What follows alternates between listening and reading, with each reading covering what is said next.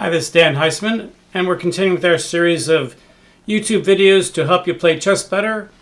In our first 89 videos, I think I only showed 2 games I played, maybe the games I played early in my career against Yale and Davies. So I thought I'd skip ahead many years and actually show you a game I played when I was older. I think I was 56 when this game was played. And I was playing expert Vinko Rutar. And it was a really interesting game, so I thought it would be instructive, and let's take a look at it. Okay, Vinko was white. Vinko opens up d4. I play knight f6. He plays g3. I play g6, inviting either a King's Indian or a fianchetto Grunfeld. Vinko plays bishop g2. I play bishop g7. So now Vinko has to decide. If he plays e4, we're going to get into kind of a fianchetto-Pirtz defense. If he plays c4, we're in a fianchetto King's Indian. And I think Vinko felt that I was more booked up than he was. So what he wanted to do was play a reasonable move that kind of gets me out of my book. So that explains his next move. He plays c3. By the way, the time limit in this game is 70 minutes with a 5-second time delay. So it's not a super slow game, but it is a slow game. And Vinko's style with time management is very interesting. Vinko likes to play the opening moves extremely fast and see how far ahead he can get of his opponent on the clock. And then if he can just get an equal position after the first 15 or 20 moves, he'll have a lot more time. So that's kind of his style. Just play reasonable moves really fast and try to get ahead on the clock. One time when I first started playing against him and I didn't quite realize what he was doing as well, I actually played a game where I played too slow and I got a good position, but he was so far ahead on the clock that eventually I got outplayed and I lost. And I said, well, I'm never doing that again, and I never did. And this game was played after that game. So here my time management was more reasonable. I was still playing slower than Vinko, but not so much slower that I was kind of beating myself. All right, so I castled and still inviting him to play e4. And Vinko plays queen c2. And I play d6. This is known as the King's Indian setup when you play knight f6, g6, bishop g7, d6, or if you have the reverse of that for white in a King's Indian attack. Vinko plays knight to d2. I play e5. That's not strictly a break move because white could play d5 and go past me, but of course I wouldn't be unhappy about that because then at some point white would have to play c4 and go into a King's Indian a tempo down, so I wasn't worried about that. Vinko now plays knight on 1 to f3, and here I have a chance to get a nice advantage.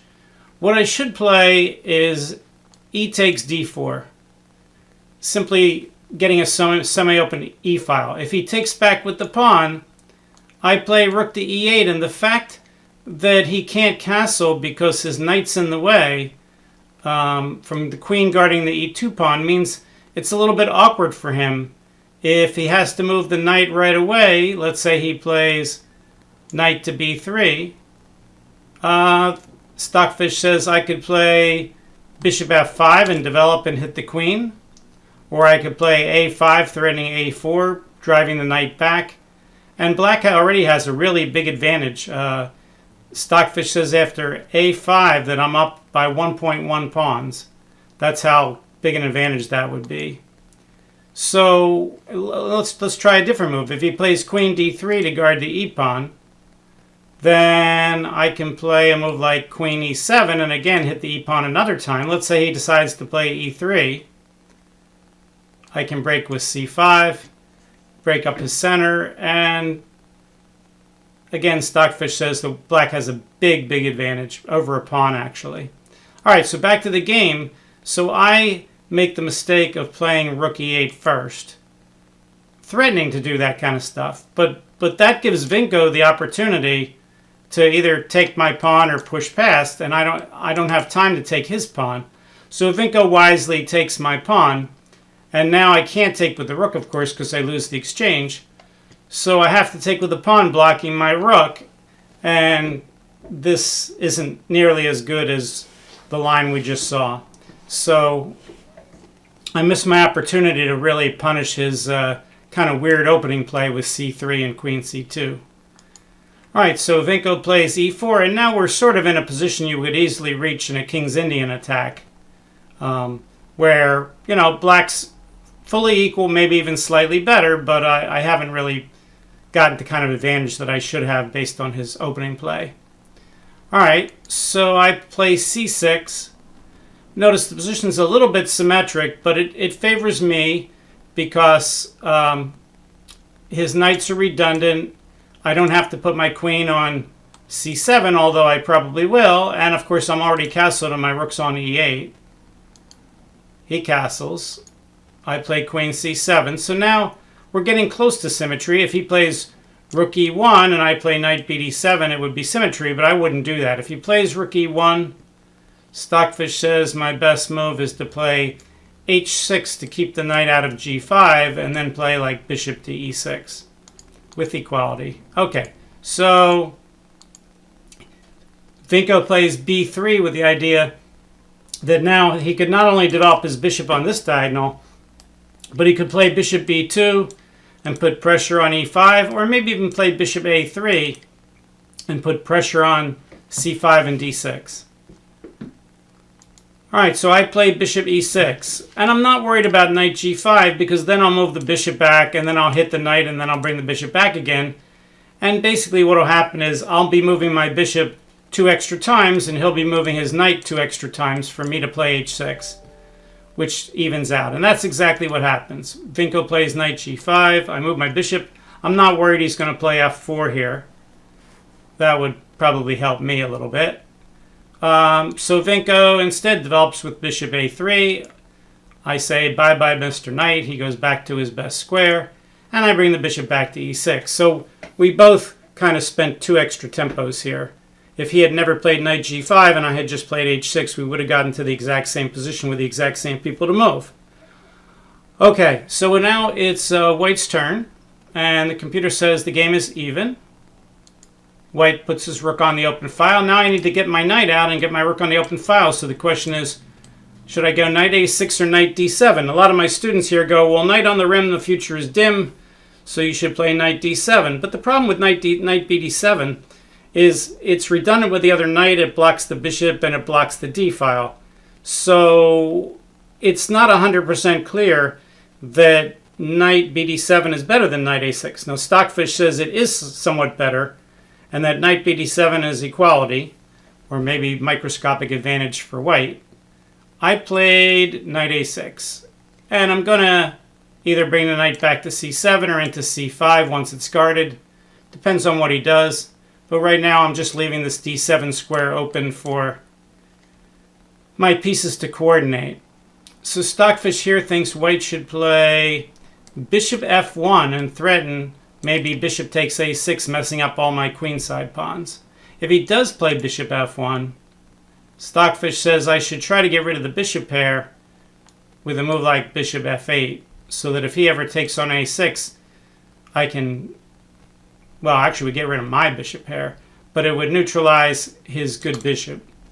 So I'm sure I would not have found that. And it's also unusual for a human to play bishop f1 in this kind of position. So Vinko does play a piece to f1, but he plays the wrong one. He puts the knight on f1, and that sends me back toward equality. And I play rook a d8. So far, the game's not as nearly as exciting as it'll be in a few moves. White plays his best move, knight e3, keeping an eye on these important central squares. And I say, all right, I'm a little cramped here, and my knights would have been redundant, so let me trade off a pair of knights. And my knight is actually doing less than his. My knight on f6 is only attacking e4, which is easily guarded.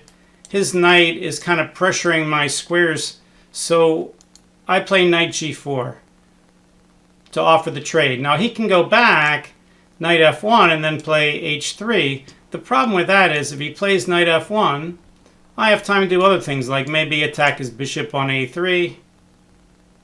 Computer says bishop d6, knight c5. And now notice if he plays a move like b4, I have the tactical trick queen a4 when he can't take my knight, because I'll take his queen, and if he takes my queen, I can take back with the knight, and there's no knight to win. And the computer says in this position, I'm actually winning. This bishop is a little loose. The c3 pawn is loose. Let's say he tries to guard that pawn. Well, if he plays rook a c1, computer says I can play knight b2, hitting the rook. If rook d2, knight c4. If he goes back again, I win the bishop. So, all right, back to the game. So Vinko plays his best move, which is knight takes g4, bishop takes g4. He's not worried about the pin. He can play h3 right away, and I'm not going to give him the bishop pair by taking the knight. So he does, and I play my best move, bishop e6 with equality. Okay, so right now my knight on a6 is a little out of the game, but it's not going to be too hard to get it into the game. The question is how. Computer still thinks he should play bishop f1 for that reason. He plays king h2. In light of what he does later, king h2 turns out to be a mistake. If he's going to leave this f-pawn alone, there's nothing wrong with king h2, but if he's going to break with f4, the king probably belongs on h1. Alright, so I play c5, and the idea here is to block the bishop and to gain space on the queen side with my queenside pawns, and eventually, if I could play b5 and c4, my knight can come into c5, which would be a really good square. Vinko plays his best move, knight c2, holding up my queenside expansion and keeping an eye on that important c4 square. Stockfish says I should play f5 here with equality. I played b5, which is not bad, but maybe not the most accurate. And here, Engine wants white to take back his last move with knight f1 and let me play c4, again with near equality. He finally plays bishop f1, but he plays it in a position where he's threatening the pawn and not to mess up my queenside pawns. So this gives me an opportunity to guard the pawn with queen b6. Stockfish says guarding it with the queen is good, but it might be more accurate to do it from the c6 square to keep an eye on the e pawn rather than the b6 square. I go to b6. And now the engine thinks that white should play knight f3 or king g1. White plays the very provocative move c4, allowing me to close the queen side, and now we have a big race to whose knight can get into the weak d5, d4 square first. So I correctly play b4, and Vinko, of course, saves his bishop. And now I want to play knight b8, knight c6, knight d4, and he wants to play something like knight f1, knight e3, knight d5. Notice that takes longer because his bishop's on f1, and he can't do b1, c3, d5 because c3 is guarded by a pawn. So I'm going to win the race to get a knight to d4, and of course once my knight is outpost on d4, if he takes it I can take back, and I will have a passed pawn, and if he takes with the bishop I'll have a passed pawn and the bishop pair. Okay, so I play knight b8. Stockfish says, best move. You know, a lot of my students would be like, oh, you don't want to go on the rim. You don't want to go back where you came from. You know, go to c7 and get back in the game. Well, I'm not interested that I'm going back to where I came from. What I'm interested in is what's the right path for my knight. And here, the right path for my knight is to go to b8 to c6 to d4. This is where the game starts to get really interesting, of course. So Vinko realizes after I play knight b8 that if he doesn't do anything and I get my knight to d4, he's going to have to take it. And I'm going to take back with one of my pawns, and I'm going to have that passed pawn and the bishop pair. So he feels like he needs to do something soon. Probably not. If we look at the computer's best line for both sides, knight f3, rook takes d1. It says white, he should play queen takes d1. Knight c6, and now it says he should play knight e1, a move a human would never play, I don't think.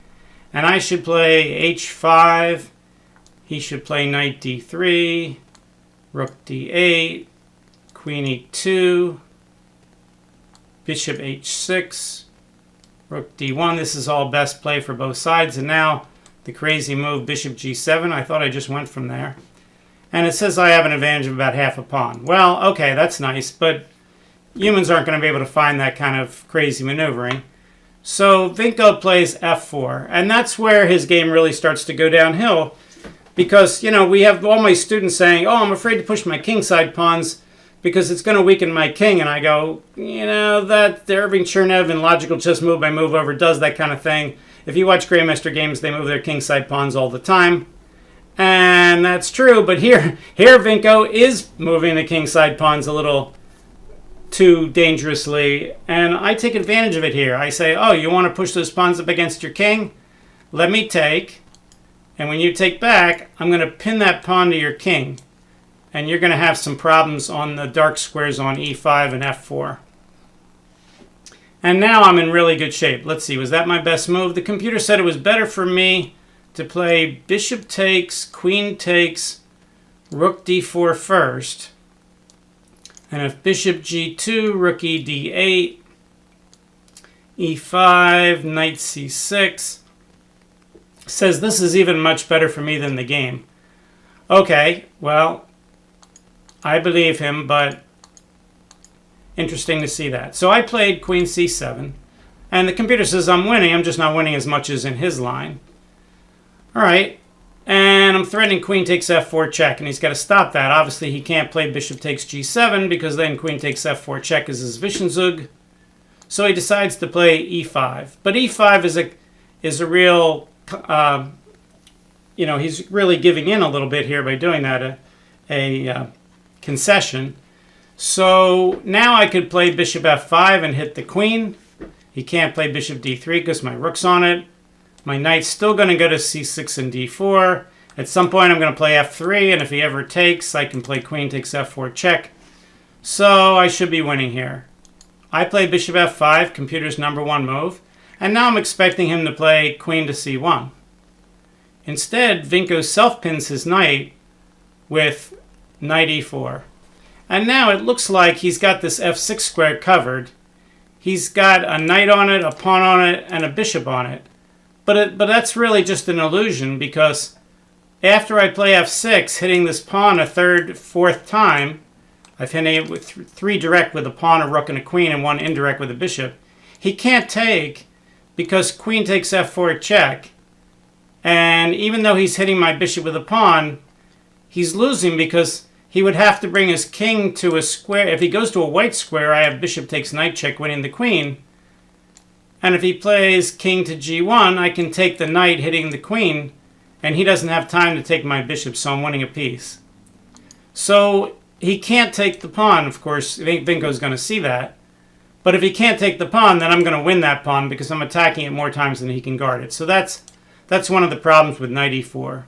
So f6, remember what I said about don't move the pawns in front of your king to weaken your king? And I said that's not really true. Well, here it's not true. His move, f4, was a big weakening of his king, but my move, f6, is not.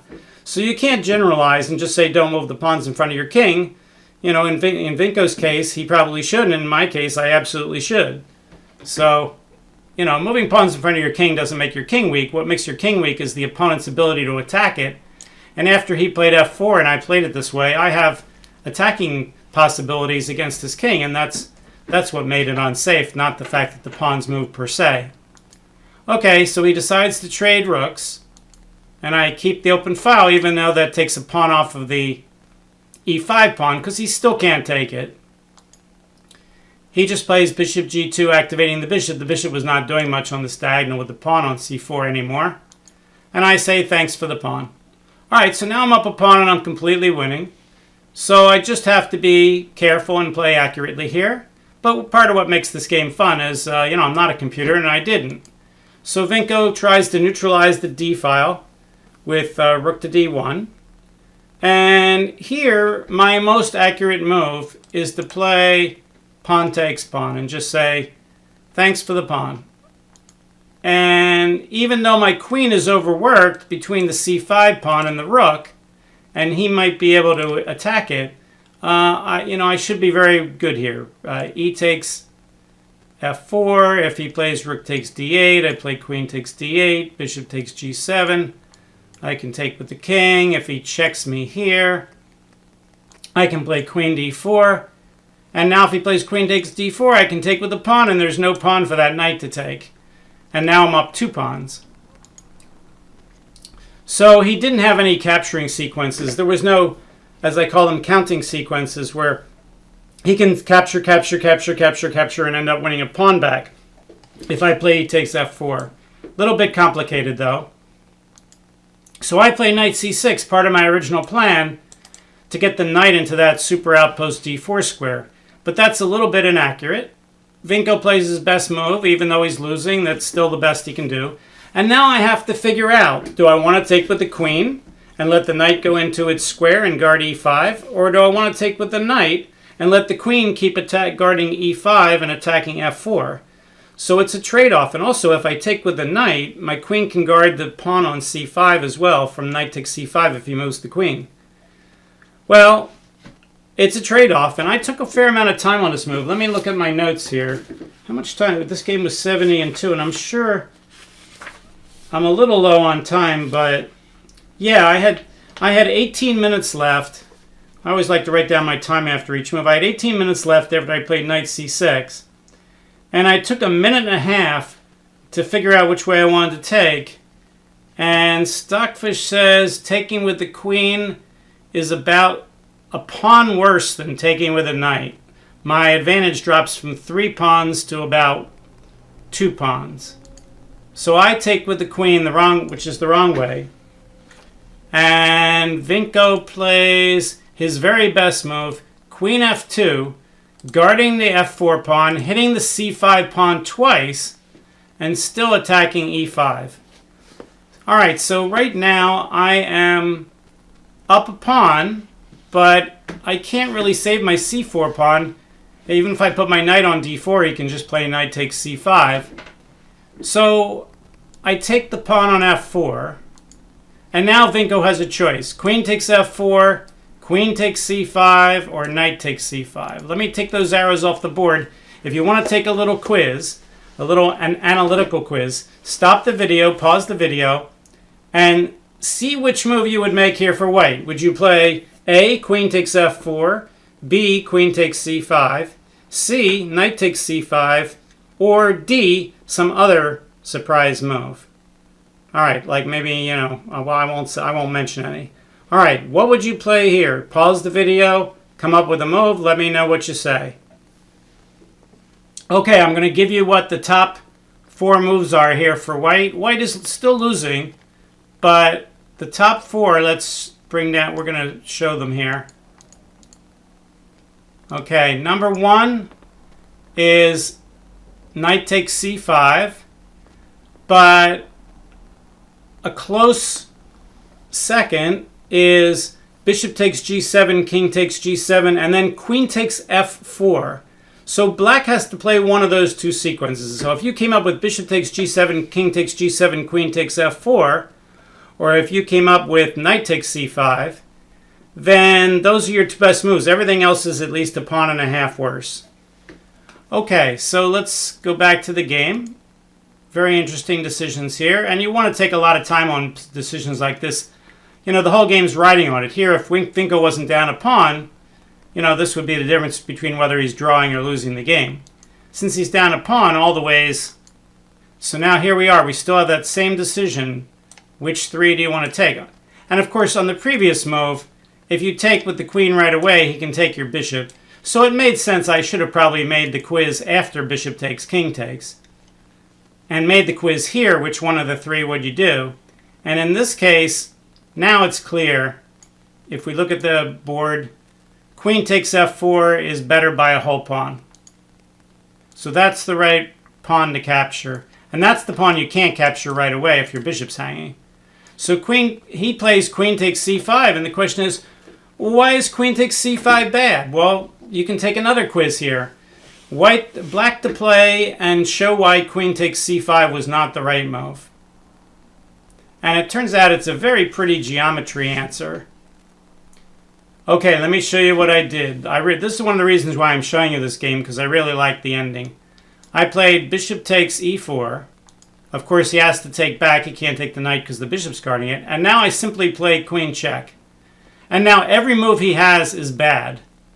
If he goes to the first rank, I can play queen e1 check and pick up the bishop and guard the knight. But if he plays bishop to g2, I have the very pretty move f3. Now the pawn on f3 isn't guarded, but of course the piece that's attacking it is pinned. But he can take my knight, but if he takes my knight, it's not check, and I checkmate him. And because the knight is so good at guarding checking moves, he has no checks with his queen. He can't go to e7, he can't go to e5, he can't go to a7, he can't go to d4. So he can't take the knight, and he has no good checks. So this game is just toast. If he plays queen g1, I could just take the bishop and trade off the queens and win the endgame easily up a knight. So Vinko sees this, but it's too late. He realizes, uh-oh, all my moves just lose. So he plays king h1. I check with the queen. He plays king h2, and I take the bishop, and it's not check. But again, he has no perpetual check, and my queen is guarding my knight. So now the game's over. There's a million ways to win. I'm short on time. Let's see how much time I have at this point. I have, well, when I played queen d2 check, I had 9.5 minutes. So I have probably a little less than 9 minutes here, but that's plenty with a 5-second time delay. White brings his queen in here, threatening to give me some checks. I just push the pawn. He checks. I put the knight in the way. He runs his king out of the mating net. I said, all right, go ahead and take the pawn and let me trade queens. He says, no thanks. I bring my knight in with check. I let him take the pawn because I can check a bunch of times. I can win his h-pawn and then I can trade queens. I check here. So now he has to trade queens. If he plays king f3, I skewer his queen and I win it for nothing. He can't go to e3 or g3 because the knight's guarding it. So he has to go to the back rank. And then I can trade queens, and then his pawn's not going anywhere because my knight can get in the way. And I have two connected pass pawns. So he plays king e1, I check, and Vinko resigns. It's too easy. You know, not going to be any kind of a race here.